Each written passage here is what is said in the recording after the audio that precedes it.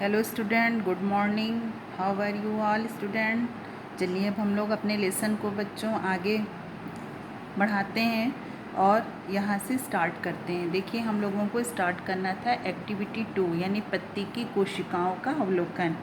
यानी कि जब आप जो लीफ लेंगे उसको एक अच्छे से ऑब्ज़र्व करेंगे, उसके लिए आपको क्या करना पड़ेगा बच्चों, एक्टिविटी करना पड़ेगा।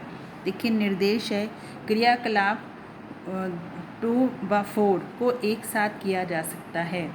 फिर एक है, इसमें देखते हैं कि रियो की पत्ती की निचली सतह से एक परत निकालकर स्लाइड में रखें। यानी कि एक रियो की पत्ती लेना है बच्चों, उसकी जो सबसे नीचे की जो निचली सतह है, अपर सरफेस और लोअर सरफेस, दो सरफेस होता है बच्चों, तो कहाँ से जाना है हमको, लोअर सरफेस यानी निचली सतह से एक परत निकालकर स्लाइड पे रखना है। इस पर 2 बूंद पानी डालें, कवर स्लिप डालकर इसका अवलोकन सूक्ष्मदर्शी से निम्न आवर्धन से करें और चित्र बनाने का प्रयास करें। ये बच्चों की एक्टिविटी है, इसमें ऐसे ही आपको करना है। यानी एक पत्ती लेना, उसके लोअर सरफेस को उसमें क्या करना, उसे निकाल कर स्लाइड पर रखना है बच्चों, उस पर 1-2 बूंद पानी भी डालना है और कवर स्लिप डालकर उसको ऑब्ज़र्व करना है विद माइक्रोस्कोप। तो मतलब आप ऑब्ज़र्व करेंगे माइक्रोस्कोप से। फिर है कि चित्र 2 में आपने चित्र का मिलान करें। अब यहाँ पर देखिए बच्चों, एक फिगर आपको दिया गया, रियो की पत्ती की निचली सतह की कोशिकाओं की व्यवस्था क्या है। ऐसे ही आपको जब आप एक्टिविटी करेंगे तो आपको ऐसा ही फिगर दिखाई देगा, यानी कि ऐसा ही आपको दिखेगा जब आप ऑब्ज़र्व करेंगे माइक्रोस्कोप से। तो देखिए यहाँ पे चित्र 2 से आपने चित्र का मिलान करें, निम्नलिखित सवाल के जवाब ढूंढें। देखिए यहाँ पर 2 क्वेश्चन दिया हुआ है, क्या सारी कोशिकाएं एक समान हैं। अब यहाँ पर देखिएगा तो जो हिस्सा अब यहाँ पर बच्चों हमें दिख रहा है, वहाँ पर उसकी सारी कोशिकाएं यानी पेंटागोनल शेप में दिख रही हैं। सब हमारी एक समान पेंटागोनल शेप में देख रही हैं। कोशिकाओं के कौन कौन से भाग बच्चों दिखाई दे रहे हैं। तो अब यहाँ पर देखिएगा कोशिकाओं के 2 भाग अभी हम लोगों ने देखा, एक रच्छी कोशिकाएं यहाँ पर लिखा है वो दिखाई दे रहा है, और एक यहाँ पर हमको रंध्र दिखाई दे रहा है। इसमें देखिए क्लोरोप्लास्ट भी दिखाई दे रहा है, इसमें क्या दिखाई दे रहा है, क्लोरोप्लास्ट। ये क्रियाकलाप आप जिमीकंद अथवा जासीन यानी गुड़हल या किसी अन्य मासल पत्ती से, मासल मतलब थोड़ी मोटी होगी उस पत्ती से भी कर सकते हैं। इसके लिए पत्ती की निचली सतह की परत निकाल कर लाल स्याही लेंगे बच्चों, हम लोग आल्ता या सेफ्रेनिल के हल्के घोल में अभिरंजित कर स्लाइड बनानी होगी। ये यहाँ बच्चों स्टेनिंग का काम करता है। यहाँ पर जो लाल स्याही आल्ता सेफ्रेनिल को यूज़ करते हैं, ये क्या करता है, इसको स्लाइड पर जो हमारे पार्ट्स जिसको हम माइक्रोस्कोप से देखते हैं उसको स्टेन कर देता है ताकि वो प्रॉपरली हमको दिख सकें। तो यहाँ पर हमको इन चीज़ों से स्टेनिंग करना, उसके बाद फिर उसको देखना है। तो हम लोग ने यहाँ पर देख लिया, अभी एक्टिविटी को पढ़ के समझा कि ये रियो की पत्ती, इसमें पेंटागोनल शेप की कोशिकाएं बच्चे हमको सब दिख रही हैं, और इसमें 2 रच्छी कोशिकाएँ हैं और रंध्र हैं और साथ में क्लोरोप्लास्ट भी है। अब हमें एक्टिविटी 3 में देखना है गाल की कोशिकाओं का अवलोकन। इसको समझते हैं। देखिए ये क्रियाकलाप शिक्षक की उपस्थिति में ही करें। यहाँ पर बच्चों एक आपको इंस्ट्रक्शन दिया जा रहा है कि ये कोशिकाएं क्या करना है। इस तरह आपको ये जो एक्टिविटी है बच्चों वो टीचर्स की हेल्प से ही करना है।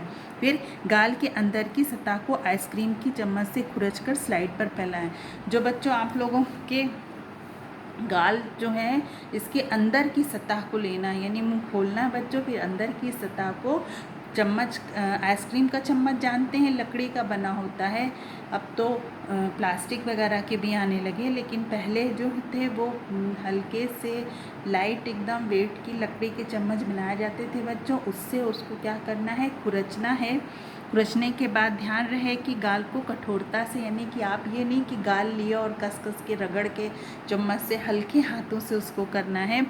फिर स्लाइड पर पानी की 1 बूंद डालें, इसके बाद 2 बूंद लाल स्याही आल्ता सेफ्रेनिन भी मतलब इन तीनों चीज़ों में आपको एक ही चीज़ यूज़ करनी है, या तो लाल स्याही लेंगे बच्चों या आल्ता, जो आप सब जानते हैं वो आल्ता घरों में यूज़ करती हैं लेडीज़ें बच्चों पैर कलरिंग वगैरह करने के लिए हाथ पैर को, या फिर सेफ्रेनिन जो है इसको भी कलरिंग में इस्तेमाल, इन तीनों में से किसी एक चीज़ को आपको लेना है। इसके तनु घोल यानी तनु और सांद्र, ये भी आप क्लियर जानते हैं। इसके तनु घोल में डालें और कवर स्लिप लगाएं, फिर सूक्ष्मदर्शी से निम्न आवर्धन से देखकर और चित्र बनाएं।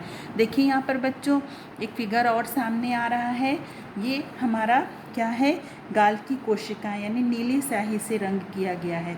तो यहाँ पर देखिए हमको क्या दिख रहे हैं बच्चों, गाल की कोशिकाओं में हमको केंद्रक दिख रहा है। अब यहाँ पर देखिए बच्चों ये केंद्रक दिखाई दे रहा है और जो कोशिकाएं हैं बच्चों वो थोड़ी सी हमको ओवल शेप जैसी नज़र आ रही हैं इसमें। और यहाँ पर क्या करना है बच्चों, आपको इस एक्टिविटी में कुछ सावधानियाँ भी बरतनी होती हैं। तो वो सावधानियाँ क्या, मैं आपको थोड़ा सा बता देती हूँ बच्चों। जब भी हम कोई भी एक्टिविटी में या जब प्रैक्टिकल करते हैं बच्चों, तो जिस पार्ट्स के यानी जैसे रियो की पत्ती हमने लिया तो इस तरीके का क्या होता है, कवर मान लीजिए स्लाइड होती है बच्चों, तो स्लाइड के बीचों बीच रखना पड़ता है हमको। कहाँ रखना पड़ता है, बीचों बीच उसको रखना पड़ता है। जैसे मान लीजिए रियो की पत्ती का जो भी हमने जो पार्ट्स लिया बच्चों, उसको ऐसा नहीं कि आप यहाँ रखिए या यहाँ रखिए, इस तरीके से स्लाइड के एकदम बीचों बीच इसको रखना पड़ता है। एक तो ये सावधानी रहती है। दूसरा है बच्चों, जब भी हम कोई भी मान लीजिए जैसे आप पत्ती का ही कर रहे हैं ना, तो स्लाइड बनाने के लिए आप पतली और सही क्या करेंगे, अभिरंजित झिल्ली का ही उपयोग करना। यानी कि आपके पास जो सही है एकदम पतली उसी तरीके की जो स्टेनिंग की हुई मटेरियल है बच्चों, उसी को हमको कवर स्लिप करके देखना चाहिए। और हर चीज़ें जो हमारी जैसे वाच ग्लास हैं बच्चों, ब्रश हैं, इन सबों को एकदम हमारा साफ़ सुथरा क्लीन होना चाहिए, ताकि जो उसकी गंदगी है ब्रश की या ये हमारे इस तरीके से हमारे मटेरियल्स में ना आ जाए, ताकि जब हम उसको माइक्रोस्कोप से देखें तो वो हमको अच्छे से वही हमको दिखे। तो इसका ध्यान रखना चाहिए। फिर एक है बच्चों, जब आप सूक्ष्मदर्शी को देखें तो वो हमेशा प्रकाशीय यानी लाइट वाले लाइटिंग एरिया में उसको होना चाहिए, ताकि वो अच्छे से आपको दिख जाए। और एक क्या करना चाहिए कि मान लीजिए स्लाइड के ऊपर झिल्ली जो है वो दोहरी होने से बचाना चाहिए। ऐसा नहीं है कि दोहरी झिल्ली हो जाए तो आप उसको करके देख लीजिए, तो आपको कोशिकाओं की संरचना जो है बच्चों वो स्पष्ट दिखाई नहीं देगी। तो इन सब बातों का बच्चों हमको ध्यान रखना चाहिए, ताकि हम अपने प्रैक्टिकल को फिर अच्छे तरीके से करके ऑब्जर्व कर सकें। अब देखिए यहाँ पर बच्चों 2 क्वेश्चंस है, इसको आपको करके मेरे को बताना है कि गाल की कोशिकाओं एवं पत्ती की कोशिकाओं में क्या क्या समानताएं हैं। एक तो आपने क्या समानताएं देखी ये बताना है, फिर गाल की कोशिकाओं व पत्ती की कोशिकाओं में कोई एक भिन्नता भी लिखें आप, ये भी आपको बताना है। तो आप इसको भी हमको एज ए होमवर्क सेंड करिएगा करके। उसके बाद देखिए बच्चों यहाँ पर आपके कुछ दिए विभिन्न प्रकार की कोशिकाएँ, यानी कोशिकाओं को देखने के लिए हमें अक्सर सूक्ष्मदर्शी की मदद लेनी पड़ती, मगर नींबू संतरा जैसे फलों का से रस का भरा एक छोटा सा भाग, मछली या मुर्गी के अनिषेचित अंडे इत्यादि कोशिकाएं हैं, जिन्हें हम बिना सूक्ष्मदर्शी से भी देख सकते हैं। यहाँ तरह तरह की कोशिकाओं के चित्र दिए, इनका भी अवलोकन करें। तो बच्चों आपने कभी घर में नींबू संतरा जैसे फलों का यूज़ किए, जब आप उसको क्या करते हैं छीलते हैं संतरे को, तो रस का भरा एक छोटा सा भाग आप लेते हैं और उसकी झिल्ली को हटाकर देखिए तो आपको प्रॉपरली उसमें एक एक कोशिका दिख जाती है। तो आप उसको ऐसे ही नेकेड आई से भी देख सकते हैं। मछली के और मुर्गी के जो मछली और मुर्गी के जो बच्चों अनिषेचित अंडे हैं उसकी भी कोशिकाओं को क्या करते हैं आप देखते हैं, जिन्हें हम बिना सूक्ष्मदर्शी से भी देख सकते हैं। यहाँ तरह तरह की कोशिकाओं के चित्र भी दिए गए हैं। आप लोग घरों में जो आप अंडे आते हैं वो क्या है, एक तरीके की पूरी एक कोशिका है। वो क्या है बच्चों, एक कोशिका है जिसको आप अपने नेकेड आई से भी देखते हैं।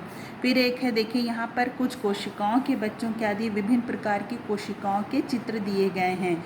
इसको आप देखिए, जैसे तंत्रिका कोशिका, हमारी पेशी कोशिकाएँ, रेखित पेशी कोशिकाएं, और देखिए एक तो हमारी ये है रेखित पेशी, ये सब पेशी कोशिकाएं, एक तो रेखित पेशी कोशिकाएं हैं, ये अरेखित पेशी कोशिकाएं, ये हृदय पेशी कोशिकाएं हैं, ये अस्थि कोशिका है बच्चों, ये हमारी जनन कोशिका है, यहाँ पे शुक्राणु और अंडाणु।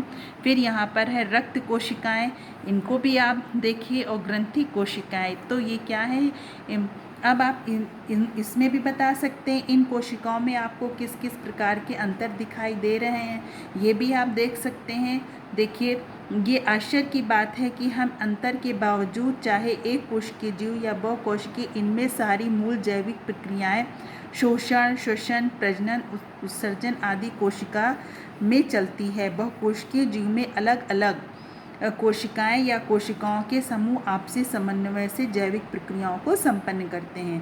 देखिए, अंतर होने के बावजूद, अंतर है लेकिन एक कोशिकीय जीव हो चाहे बहुकोशिकीय जीव हो बच्चों, इनमें जितनी भी हमारी मूल जैविक क्रियाएं, इस जैविक क्रियाएं जैसे हम लोग ने पिछले वीडियो में समझा था, जैविक क्रियाएं जैसे पोषण, श्वसन, प्रजनन, उत्सर्जन, ये सब क्या है बच्चों, जैविक क्रियाएं होती हैं, वो कोशिकाओं में चलती रहती हैं। बहुकोशिकीय जीवों में क्या होती है, इसके लिए अलग अलग कोशिकाएं होती हैं, और कोशिकाओं के समूह जो करते हैं बच्चों, वो आपसी तालमेल बैठाते हैं, समन्वय करते हैं, ताकि जैविक प्रक्रियाओं को ईजिली संपन्न किया जा सके। फिर यहाँ पर देखिए, कोशिकाओं का अध्ययन यानी प्रारूपिक कोशिका, द टिपिकल सेल। वैज्ञानिकों ने कोशिका की कुछ बुनियादी समानताओं को ध्यान में रखकर कोशिका का मॉडल बनाया।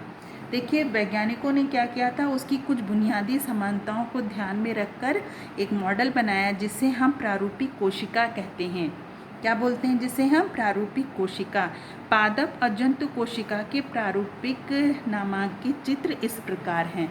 आप अगले पेज पर जाइए बच्चों, और वहाँ पर देखिए, आप एक है प्रारूपिक पादप कोशिका और प्रारूपिक जंतु कोशिका।